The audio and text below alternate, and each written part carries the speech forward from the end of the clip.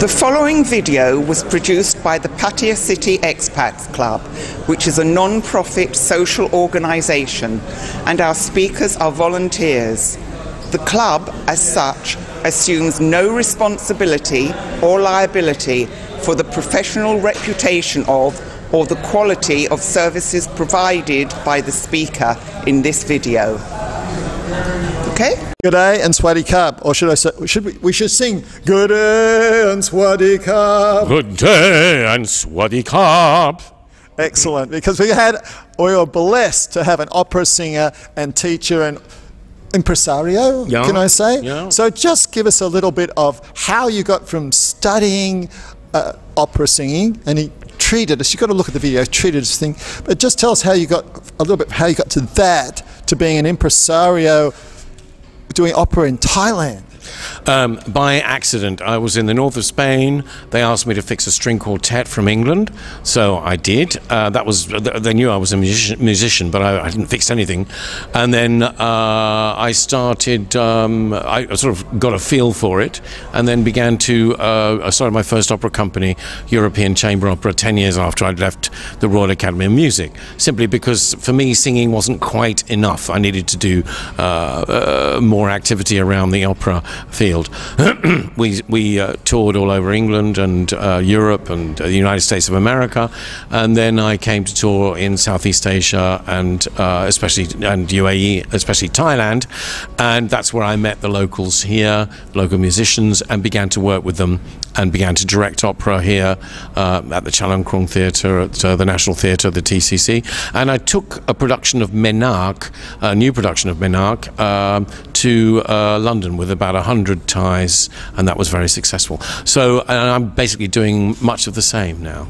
Well, that's amazing to me, because Thais have what I call a very operatic art form where they do perform the Ramageddon in this amazingly staged way. So it'd be amazing to have is there anything like an opera that captures that Ramageddon-esque type performance? I think there's certain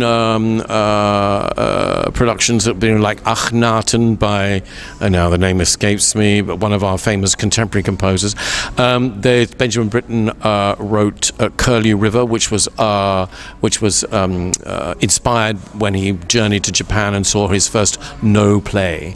So basically, yes, there are inspirations, and composers then put that kind of minimalist movement into their scores, and directors then reinterpret that, usually in the same sort of vein. Yeah. So here's an interesting thing. Wherever you are in the world, this man can help train your voice with the magic of Skype. With the magic of Skype. So how do they contact you?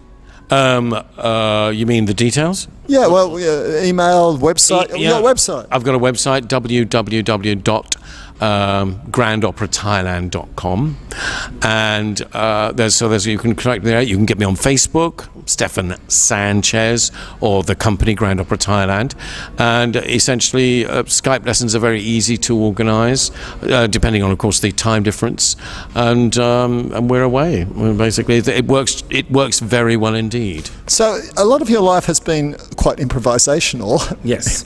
So where do you have any vision about what's going to be happening to you in the next few years? Yes, I probably will develop more the teaching and directing, and certainly giving the lectures. They are great fun.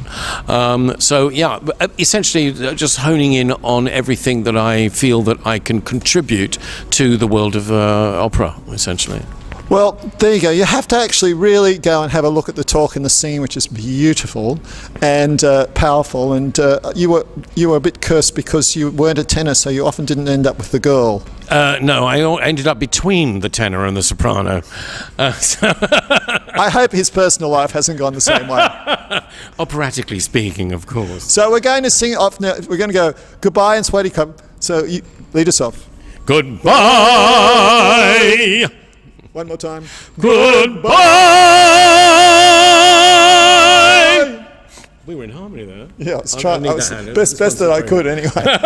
So it was delightful having Stefan here. It's my first day I met him. He's a delightful guy, and we hope to have him back in the future. But next week, oh my God, Jim Suter, his 39-year-long wanderings through Thailand in a barely sober condition. So that's going to be a fantastic thing. Great rock back on tour. See you next week.